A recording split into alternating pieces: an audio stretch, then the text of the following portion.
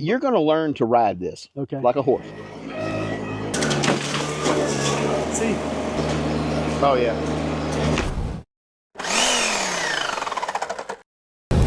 Hey, what's going on, folks? Bienvenue. My name is Wade, and this is Tony's Sawmill Ridge. Tony's Tractor Adventure. Tony's Tractor Adventure, yeah. We're down here below the ridge with a new piece of equipment that Tony recently got, and I have no clue what this is.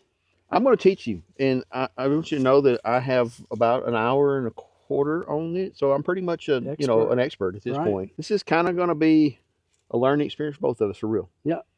I have never used a piece of track equipment at all. I've got a lot of experience in like sit-in skid steers. So the principles are the same, and I picked it up pretty quick, and I think you will too, though. You know, the tractor controls are very similar as far as your loader, how the loader works. Right. And then the joystick is like any game you've ever played, forward, back, left, or right. You know, that's it. That's the end of it. Okay. Other than that, you just got to keep the mulcher on the front. Let's walk me around. Let me walk you around and show you what it is. So this is the Baumolite TRL 630D. This got the Kubota engine in it. Okay. It's about 25 horsepower, and so it's under Tier 4. You don't have any of the Tier 4 emission stuff. Don't ask me to lift capacities. It'll lift what it lifts, and no more, no less. And then the front of it is, I actually remember all of it. I've looked at it all. I didn't retain it. It's just not that important to me right now. I'm more interested in the mulcher. This is the Baumolite mulcher. Then this one is the MS530M. So this is a mulcher that is specifically built for a mini skid steer. So, well, let me say this. I'm pretty excited about this part of it. I want a mulcher so bad. I have so much need for a mulcher. Now, I probably need something bigger, but I've never used a mulcher at all. I want to start you off by setting your expectations correctly. Okay. So you're not going to go into a 4-inch tree and mulch just toothpicks. This is not that kind of mulcher. So like you see the Prentas that are, 750 horsepower, PTO driven, and they're just like driving through woods with mowing trees down. Right. Big tree. That's not what it's for. This is really more for a landscaper that's going to be cleaning in. You can mulch some trees up. You just got to take your time. So it's that's like anything. You eat it well with a spoon, one spoon at a time. All right, and that's kind of where you're at here. If you are some ketchup, yeah, you got to understand what this thing is meant for. It's got a legit mulcher on the head on it, but again, you're running 25 horsepower. So just imagine a little BX series Kubota tractor, 25 horsepower, running a PTO mulcher. That's probably going to be a little bit more powerful. Oh wow! Okay. Because it's PTO driven, you lose several percentages of your power running through. This is run off a hydraulic, only hydraulic, so there's no direct gear drive. Okay. So do you know how much flow is coming out of this going into the machine? So this has if memory serves, it's 13 gallons per minute, and that is actually true to the head. Okay. So it has multiple pumps on the engine. So you have some pumps that run the steering, and then you have the other pump that runs the hydraulic flow to the actual attachments. Okay. So this is true 13 gallons per minute to this, which is pretty, that's more than my big tractor. Right. It's more than my big tractor. Yeah, I think my 55 horsepower's got like 9 to the actual implement. Okay. And again, that's why you lose some of your 25 horsepower, because it is a high flow. So you got to spin things pretty fast, and hydraulics are just not as efficient as gears. Well, from my last video, we know that my third function connection, I get 11 gallons per minute right there at the... You got the new tractor, right? So the new one. 5075. 5075. Yes. Yes, that's a nice tractor. That flow is, to me, for a tractor up front is great, right? But whenever you get to implements like this isn't something, right, that I really could run off my hydraulics up front. No, I mean, and you got to understand too is like the cooling capacities. Mm-hmm. So this mini skid steer has more hydraulic cooling capacity than your 75 horsepower tractor does. Okay. So what's going to happen if you try to put a front mount mulcher on your tractor? You're going to overheat the hydraulic system and basically ruin the pump and everything. It's all going to get. Gotcha. It's going to overheat quick. You're going to ruin your fluid quickly, and then once the fluid is no longer viable, it starts damaging the actual equipment. Okay. A lot of misconceptions. What's it? Lane shark. Right. You'll see people running the lane shark off the front of their tractor. Mm-hmm. For quick bursts, like you're just going to like hit a few a few feet of fence row, that's fine. But to run that motor continuously all day long, you're going to overheat your tractor's hydraulics. There's a lot of people doing it, and they don't Yeah. understand that like they're really shortening the life of their tractor's hydraulic system. And hydraulic pumps ain't cheap. That's great information. Yep, I'm full of it. Full of something anyway. Yeah. So to start it up, You talked about the skid steer a while ago, but there's a difference, and that's you're standing on this. You're not. so there's some safety things to take into consideration with a mini skid steer. And these are things I just figured out yesterday. Okay. But like I said, I've got a lot of seat time in an actual skid steer. So the premise or the the general operation is the same, it's just on a smaller scale.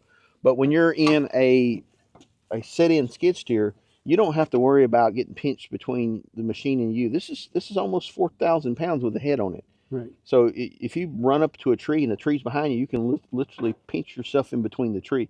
Gotcha. So, or if there's a stick aimed out like this, you can gouge yourself. There's no protection. No protection. So that's something to think about. Is it's really, really important to be aware of what's behind you. Okay. So, like I said, you could stab yourself in the kidney with a stick.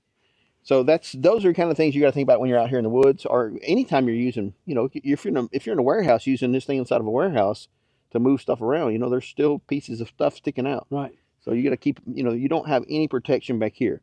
How's your balance back So here? I've learned really quickly. I picked it up really quickly. You're going to flex your knees like this. Okay. And it has a spring-loaded, whatever that platform. Right. So you learn to kind of. I kind of be akin to like roller skating, not roller skating, but skateboard. Okay. I find myself coming down there where it was bouncing, and we went down hills. Instead of my whole body going forward like this, I just bent my knees back like that, and rode it, and I went through it great. The skateboard or this? Yeah, no, this. Oh, okay. Yeah. So when I hit it, when you tip forward, you kind of you'll learn your moves. Okay. So just in a day, I figured out that don't be rigid on this thing, kind of float with it. Yeah. And it's a lot more comfortable. Your knees are not locked. Yeah. You have pads up here in the front and side, so when you're going forward, you can bump yourself off of this. And like I said, when I tilt it forward, I just lean back like this and never lost. And I keep my controls. I keep these fingers on this handle, and this is forward, back, left, and right. So this is how you keep stable control. You have to keep your hand on this and this at the same time. So when you do hit a bump, if you had your hand just about like this, you would really make some dramatic input. Gotcha. So your inputs are. So that is very important. Yeah, input. Right. Same with your loader. I find myself now with this loader, it's like I'm finger tipping the loader controls. I'm doing it like this. You want that hand to come off immediately if it needs to. Well, I don't want dramatic inputs, because it's got 13 gallons per minute flow rate. I mean, it raises up fast. So there's like when it raises up really fast, it has the yanking motion. Okay. So, but the controls are super sensitive. All right. And I don't mean sensitive I mean it in the right way. Like you can just barely move it, and it moves very slowly. So it's a variable valve. It's very controllable. Okay. So, but if you like hit a bump and yank it back, well, guess what? That dude's coming up. Yep. Right. And then it's up Gotcha. high, and then your center of gravity just raised. So there is a little bit more that you need to be aware of than if you were just sitting in the seat of something.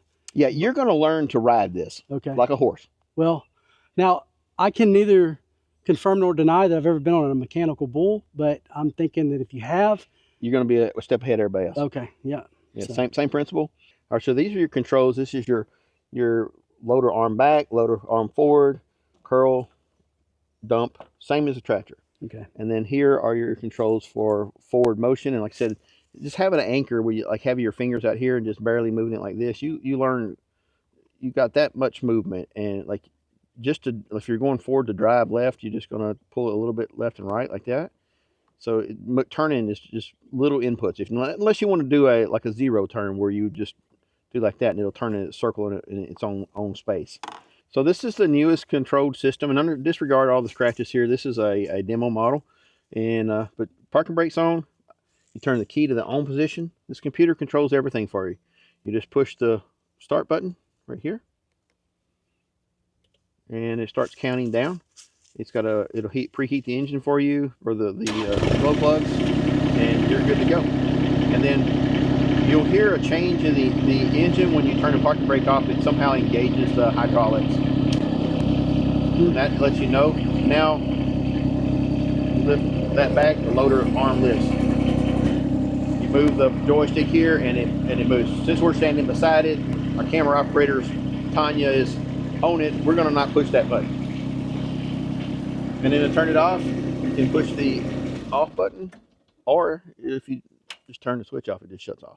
All right, so these are your 2 speed buttons. This is how simple. Everything's just a push button.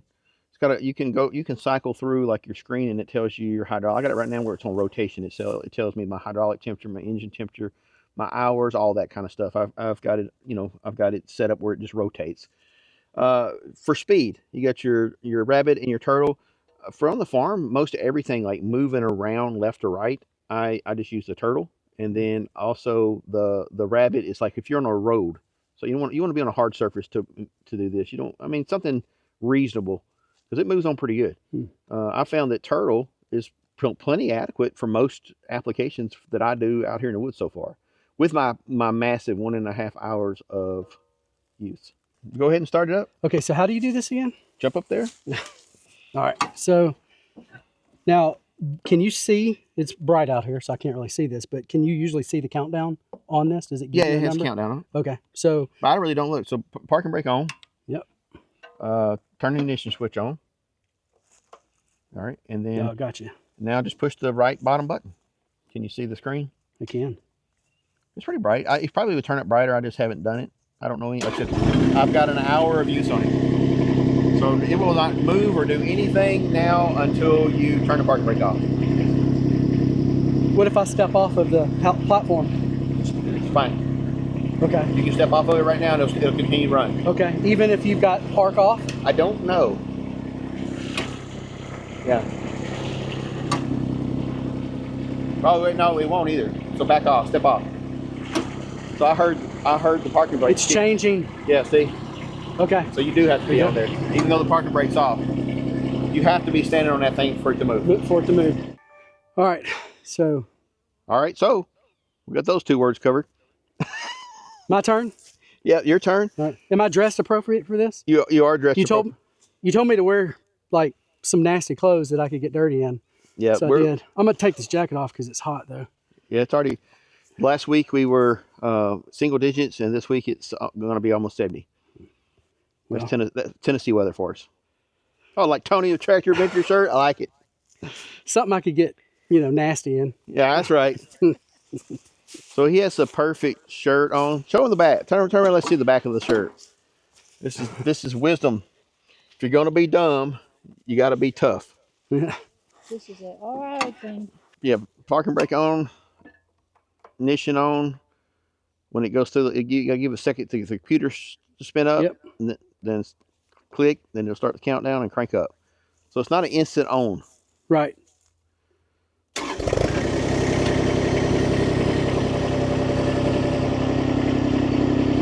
Turn the parking brake off. That's right. And then now you're there. Now, since we've got this on, your curl, is that the face? No. It still curls like okay. Yeah, it still curls. This is what you're gonna pull this down to 2, the center valve. That controls your ports supplying hydraulic fluid to the cutter head. Okay. So what you'll do is, like right now, we'll apply a little throttle, and then that's gonna start spinning. And all full throttle. Okay, cool. Now after you shut it off, it continues to spin for there's a lot of momentum built up in that. You got it, yeah. Centrifugal force. Similar to a flow mower. Yeah. Right. Similar to a flow. Similar to a flow mower, when you cut it off, it's still spinning.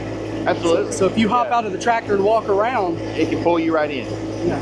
Yeah. So just be aware of that. It's, I done it yesterday where I jumped off thinking it was turned off. It's really quiet, and it was still just ripping. Yeah. Okay. All right. You want to follow me over here? Well. Since you don't know this area, there's You get in the wrong place, and we'll be recovering this out of the mud.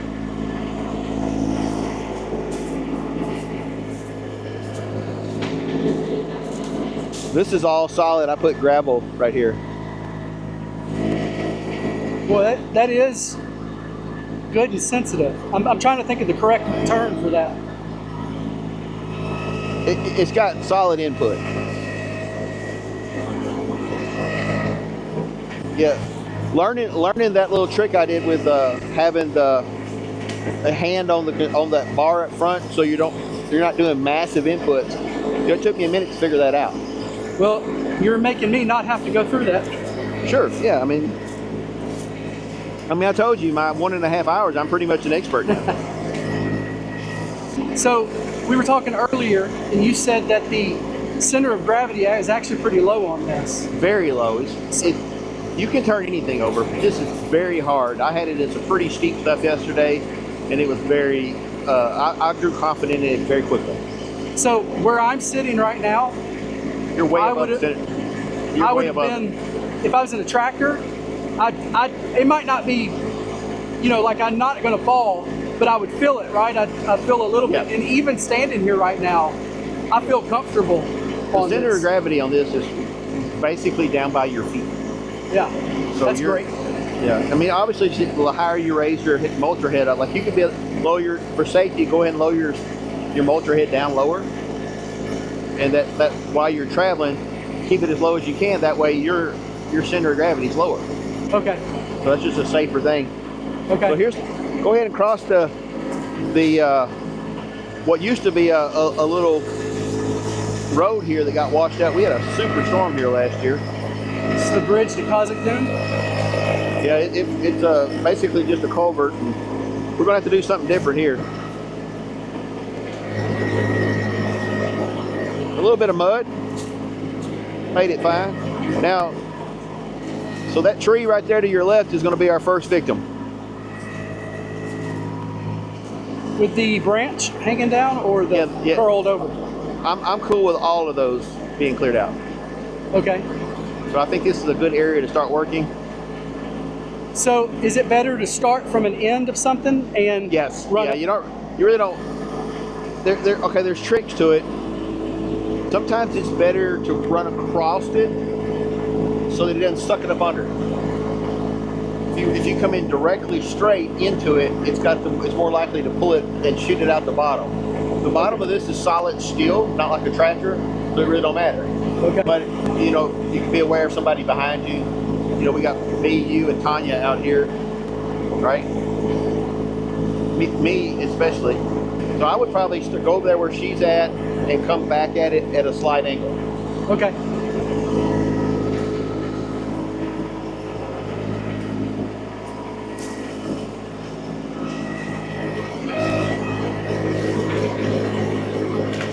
Now you can just spin right around. It's muddy back here, man. I'm making it worse. I don't think it's just bad. All right, so you want to mulch. You can come up a little high. That's about as high as I'd ever come up with it, because the higher you get the mulch head with its own, the more likely you're going to have something throw at you. Okay. If you keep it that height or lower, you're not going to have that issue. All right.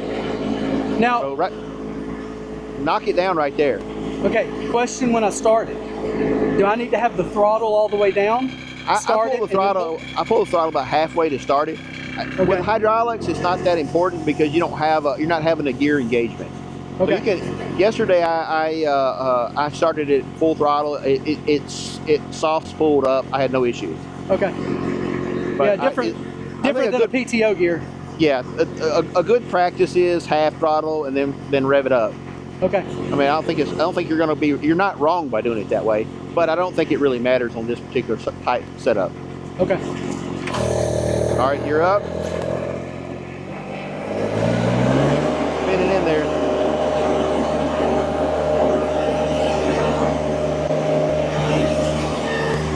Mount that hand. Yep.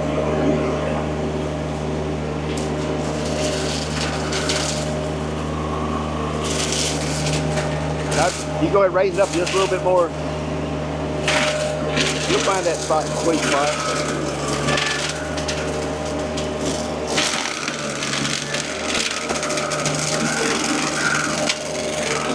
Just eating it away. Yeah. Now you're getting it down.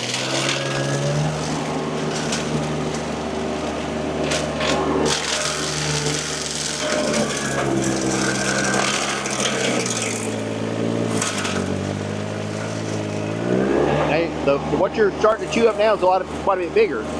So you got to make really small inputs and go slow in, Yeah. and just let it eat. And I'm going much faster than I wanted to, than I intended, but it is, you know, it's you got a little bit goes a long way on the joystick. Yeah, it's a skill set. You know, you got to learn the machine. You said after after a couple of hours, or actually an hour yesterday, I was much more comfortable with the control. Not that I'm like same as I'd be if I'd run it for 500 hours, but See. yep. But it's smooth though. It's still, even though it's touchy, it's smooth. It does exactly what you tell it to do. So bad input, bad results. Good input, good results. You like it? That's.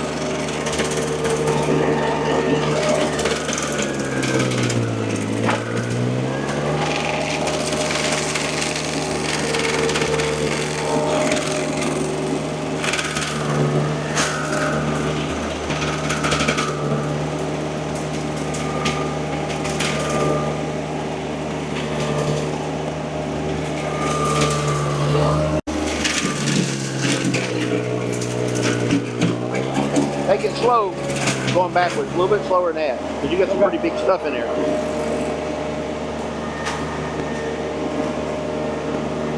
He's back like a quarter mile an hour. And drag all the way back. Drag all the way, okay. Yeah. Just leaves you a clean spot in front of you.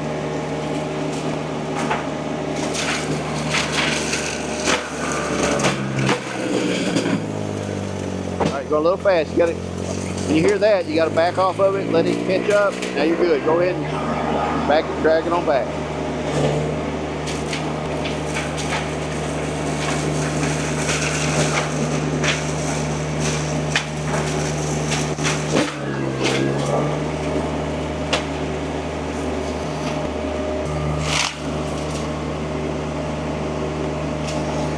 That's well. Now the good thing is it's a fairly soft type tree that you're cutting up right now. Well, not necessarily. I'm in a bad place right here because of that. Oh, valve in the middle. Go back to neutral. All right, raise your head up. Back out of it.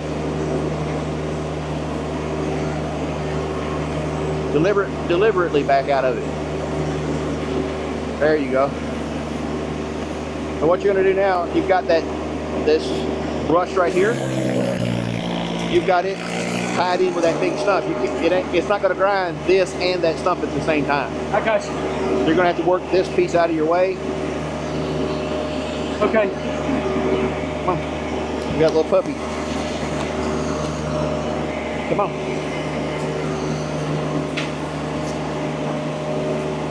So the bumping that I'm doing, it's a mental thing because I don't have the smoothness down, so I'm trying to creep into it. But I'm having to fight myself to not do that and learn how to do it smoothly.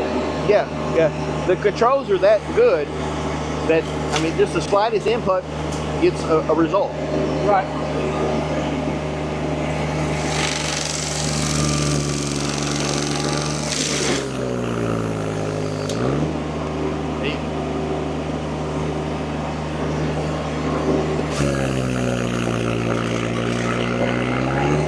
I would raise that off the ground a little bit, leave it off the ground, just pull forward and mulch that.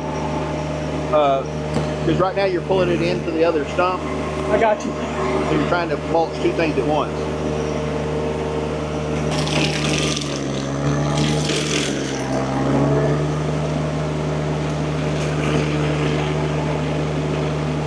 I'm not doing very good camera work. I'm watching you. Yeah. Tanya's back here. Get some stuff. Yeah, keep grinding. You're going. You got it now. Just keep going forward.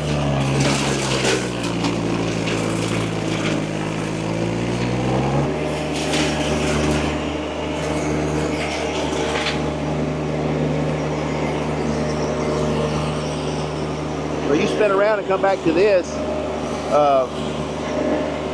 You're gonna be able to. You don't have to do it right there.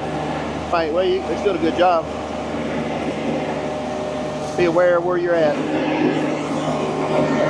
So that's the only thing it worries me, or it's a really important thing to get used to, is being aware that what's behind you, because you can push yourself into something. Hold on, I'm gonna pull back. Yeah, go ahead, go all the way back, get you a good angle, and come at it.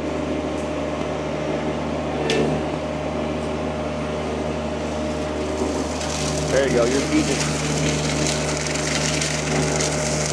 I can see coming out behind the track, or behind the mulcher, just little bitty pieces of stuff. So it's really doing a good job.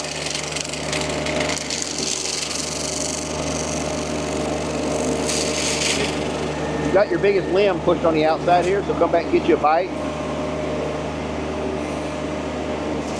You gotta come back so you can let it get in front of you. Keep going back. Okay, just keep going straight back. There you go. Now come in and grab it.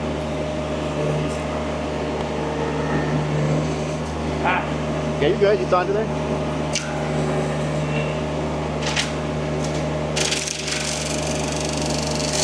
Sissy. You're gonna have a lot of sissies in your video. Yeah, I'm good with that. She's my favorite lay. That's right. She is learning how to be a farm dog.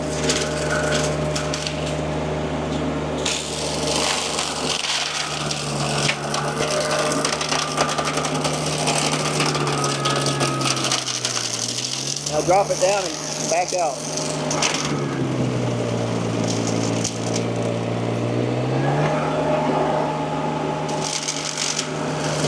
With these back now, you're going to really do some mulching.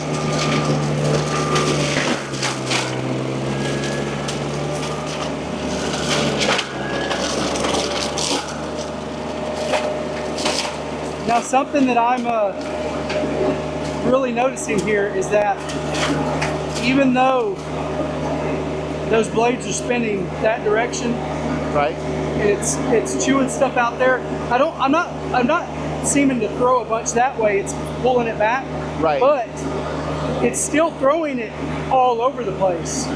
So it's not just paying attention to what's behind you. Right, like you're in a residential area, you got to know what's around you. Right. Sissy, get over here. Sissy!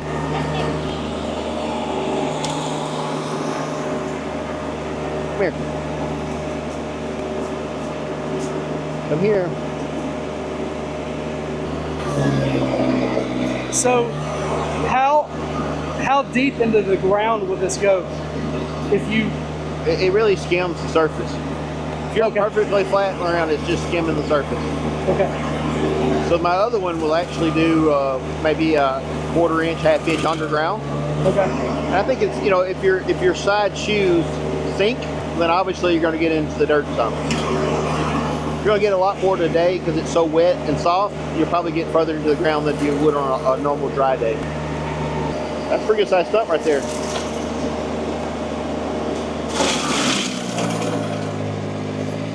That looks to be like 3 or 4 of those little trees there all in one pile. So let's go ahead and try something more fun. Okay. Behind you is a big old piece of a tree sticking up there that has a bunch of woodpecker holes in it. See if you can push that over and then grind that stump over. Okay. I think it's dead enough that you can. If not, we'll know right away. How far up do you think I should start? I wouldn't turn it on. I just raise it up high. And So just see around how. here?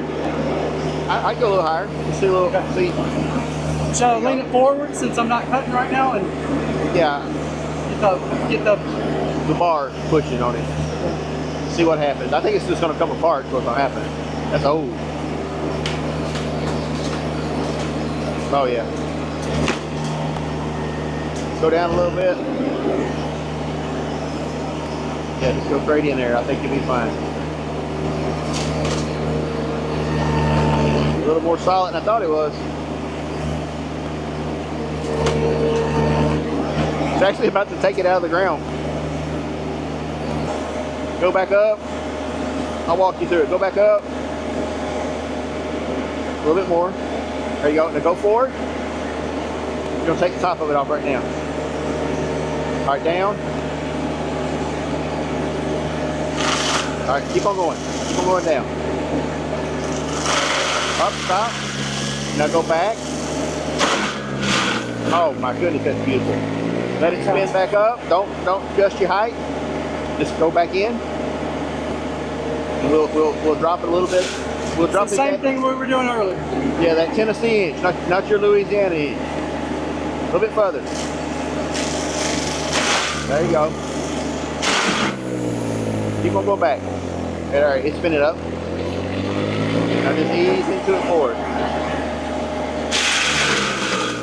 Oh, that's beautiful. Turn it off, turn the machine off, and come around and look at this. Because there's nothing gonna, solidify this in your mind is actually seeing where you're at. Because I'm sure what you think you're doing is not exactly what's really happening. Is it where you thought it was at? No, not at all. Yeah. So we're not able to come forward fast or farther enough because all the wood chips are kind of getting in the way of the bottom of the mini skid steer. So it might be a better thing just to change your angle. Not over there though. Yeah. That's only a 15-foot drop off over there. This is not what this was meant for, and yet it is. This is exactly what a small business is going to do with it. Anything an engineer could think of, the moment you give it to the end user, the end user, something absolutely different is going to come from it. You know, because we had a choice as laborers: chop this tree down with a chainsaw, cut it down with a chainsaw, deal with that leftover piece of it, or make it into toothpicks with this thing. Yeah. Let's see.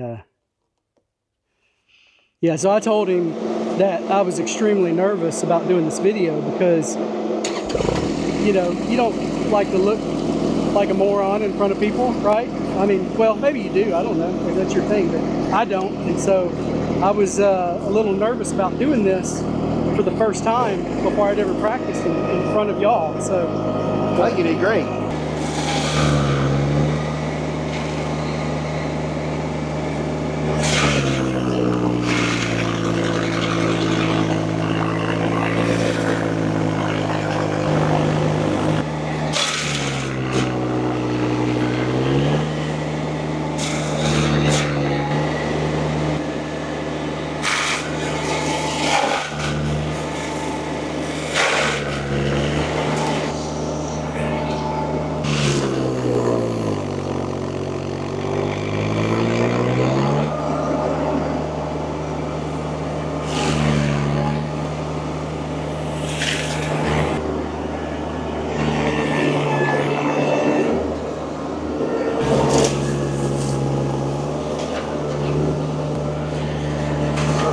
That are watching here don't realize that right here to my right side there's about a 12 to 15 foot drop off. Keeping that in mind too.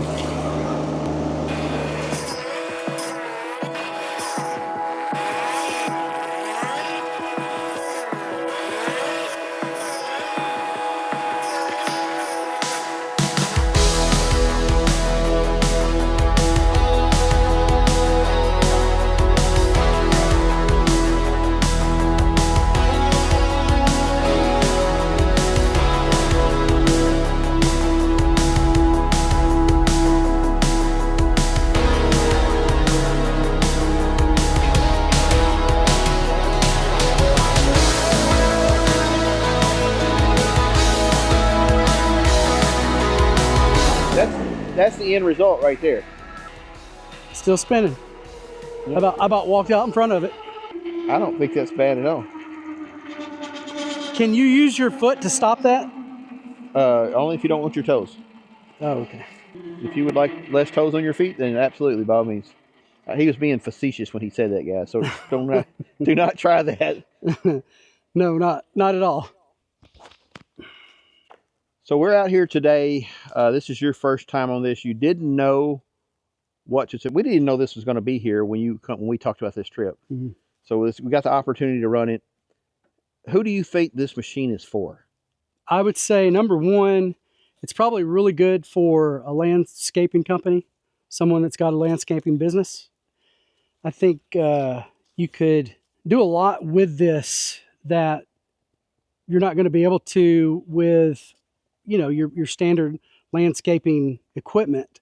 And if you can't go out and grab a skid steer or something like that, right? This is something that's probably going to be priced better. It's going to let you do a lot of stuff. It's going to let you start advertising for more types of material to be able to go out and handle. So, you'll probably be able to do more per hour, things like that when you're using this. So I really think from a business standpoint, this is a great machine. Any landscaping business, I think, would do good with something like this. Look at a normal size skid steer, drive-on skid steer, ride-on skid steer, versus this particular unit here, which is quite a bit smaller.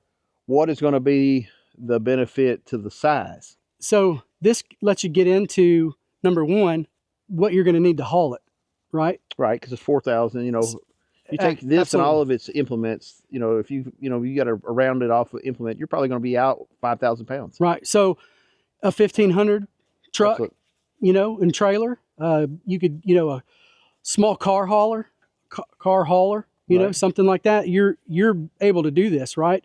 You're not going to need to, step into something bigger with a larger trailer and things like that. 3/4 ton for this. So exactly. So thinking about getting it there. So that's one way of just thinking about how you get it there. If you're starting up, this would be a lot less of a startup cost, I guess. Absolutely. But getting into places, I was thinking of yards and getting through gates. Yep, absolutely. That you could, it opens up areas to be cleared that otherwise you'd have to take a whole fence down. Do you know what the width is of this? I don't. It was 46 inches, I think. So I'm going to tell you, when we were building our house, we lived in a rental in Tyler, Texas, in a city, right? We lived in a suburb. And so I have my little Kubota tractor, and I had a 48-inch flail mower on the back of it. But then you had the belt box on the side of the flail mower that stuck out. In the gate there, I could not get that tractor and that flail mower through the gate. But this, I could absolutely this is supposed to be able to go through a 48-inch gate. So, and that's what we had. That's probably what it was that we had. I know that tractor and that mower was around 56 inches all the way across, and I couldn't do it. So this, and that's a tiny one, right? But this right here is something that, you could be out here like this, doing it in a place like this, but then you could be in the suburbs, right, with someone that's got 3/4 of an acre and the back of it's grown up, right? But the only way to get there is through a front fence. But it's too much for a weed eater, or it's going to take an extremely long time if you got to go in there and use some type of chainsaw or something to go through there. Right here, you're going to mulch, you're going to cut it down. There's not going to be anything left when you get done with it, right? So very reasonable for the homeowner if they didn't want to pay for you to come out and sweep it all up. Very reasonable for the homeowner to come out and rake up the little pieces, the chunks that are left over. Right. Yeah. So or let them rot in place. Let it rot in place and help everything else grow around it, So all right, let's do something else. Go ahead, and we've been mulching for several hours, and it's really throwing a lot of the mulch dust up, and it's throwing it at the skid steer. Take that air filter off there, the cover off the top there. Okay. And let's show them what it's looking like in there. This is the pre-screen before it actually gets to the air filter. So this is kind of like a vortex deal. So that's the... Yeah, go ahead and dump that out there for them. Yeah. So that kept it from going into the air filter. That saves your air filter. Right. 2-stage. Does that come off too? No. So the air filter, so there's little fans sticking out around it. Yeah, causes the vortex as it comes in there and spins Okay. it. And so, and then those, and then the actual center is where the air goes through. So that's Just a paper filter. yeah. Nice. Below it. So what that's doing is causing you to not have to change your paper filter out all the time. Right. And when you're doing stuff like this, where you're mulching, this is a big deal. A lot of your other mini skid steers on market don't have stuff like this. This is simple. If you're going to be mulching, you need this kind of air filter set up, or you'll be changing an air filter every day.